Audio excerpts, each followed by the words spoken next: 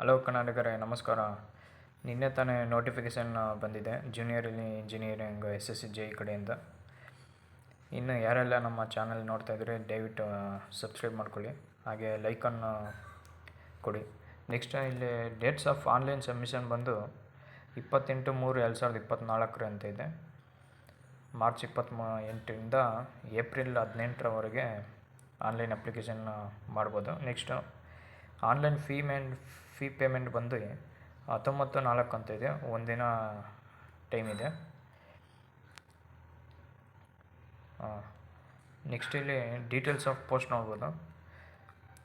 Border roads organisation ಅಂತ ಇದೆ. ಇದರಲ್ಲಿ ಡಿಪ್ಲೊಮಾ ಇನ್ ಸಿವಿಲ್ ಇಂಜಿನಿಯರಿಂಗ್ ಮಾಡಿರಬೇಕು, ಡಿಗ್ರಿ ಇನ್ ಸಿವಿಲ್ ಇಂಜಿನಿಯರಿಂಗ್ ಮಾಡಿರಬೇಕು, R diploma in civil engineering 3 years ಅಂತ ಇದೆ. ನೆಕ್ಸ್ಟ್ ಅದರ ಜೊತೆಗೆ 2 years ವರ್ಕ್ ಎಕ್ಸ್ಪೀರಿಯನ್ಸ್ ಬೇಕು ಅಂತ ಇದಕ್ಕೆ ಬಾರ್ಡರ್ ರೋಡ್ಸ್ ಆರ್ಗನೈಸೇಷನ್ಗೆ. Next Brahmaputra board ministry of Jal Shakti ಅಂತ ಇದೆ. ಇದರಲ್ಲಿ ಎಕ್ಸ್ಪೀರಿಯನ್ಸ್ ಏನು ಕೇಳಿಲ್ಲ. 3 years ಡಿಪ್ಲೊಮಾ ಸಿವಿಲ್ ಇಂಜಿನಿಯರಿಂಗ್ ಅಥವಾ ಮೆಕ್ಯಾನಿಕಲ್ ಮಾಡಿರಬೇಕು. ನೆಕ್ಸ್ಟ್ ಸೆಂಟ್ರಲ್ ವಾಟರ್ ಕಮಿಷನ್ ನೋಡ್ಬೋದು.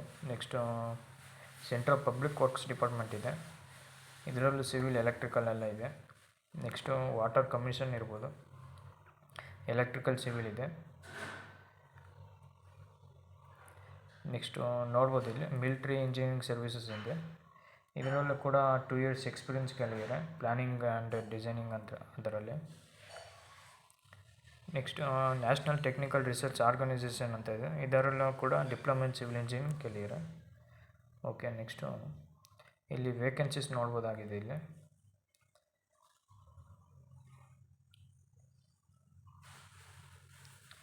ನೆಕ್ಸ್ಟ್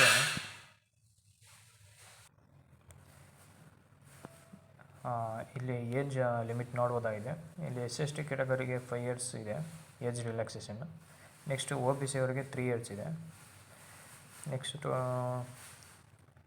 EWS ಆ್ಯಂಡ್ PWD ಅವರಿಗೆ 10 years ಇದೆ. ನೆಕ್ಸ್ಟ್ ಎಕ್ಸ್ ಸರ್ವಿಸ್ ಮ್ಯಾನ್ ಇದೆ, 3 years after deduction of the military service ಅಂತ ಇದೆ. ನೆಕ್ಸ್ಟ್ ಬರೋದಾದರೆ ಇಲ್ಲಿ ಎಕ್ಸಾಮಿನೇಷನ್ ಸೆಂಟರ್ಸ್ ಕೊಟ್ಟಿದ್ದಾರೆ ಫ್ರೆಂಡ್ಸ್. ಇಲ್ಲಿ ಕರ್ನಾಟಕದಲ್ಲಿ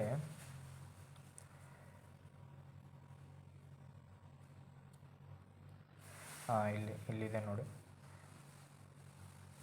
ಕರ್ನಾಟಕ ರೀಜನ್ನು ಬೆಳಗಾವಿ, ಬೆಂಗಳೂರು, ಹುಬ್ಬಳ್ಳಿ, ಕಲಬುರಗಿ, ಗುಲ್ಬರ್ಗ, ಮಂಗಳೂರು, ಶಿವಮೊಗ್ಗ, ಮೈಸೂರು, ಉಡುಪಿ, ಇಷ್ಟು ಡಿಸ್ಟಿಕ್ಗಳಲ್ಲಿ ಎಕ್ಸಾಮ್ ಬರಿಬೋದು ನಾವು,